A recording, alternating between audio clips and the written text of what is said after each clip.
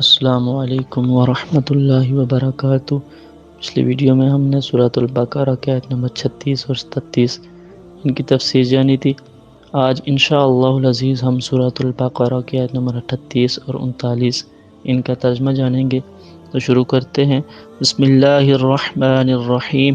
قلنا کہا ہم نے، اہبطوا اتر جاؤ، منہا اس سے، جمیعا سارے کے سارے، فَإِمَّا پس جب، یأتینکم تمہارے پاس آئے، منی میری طرف سے، ہدن ہدایت، فمن پس جو کوئی، تبع پیروی کرے گا، ہدایا میری ہدایت کی، فلا خوف پس نہیں ہے خوف، علیہم ان پر، ولا ہم اور نہ وہ، یحزنون غمگین ہوں گے۔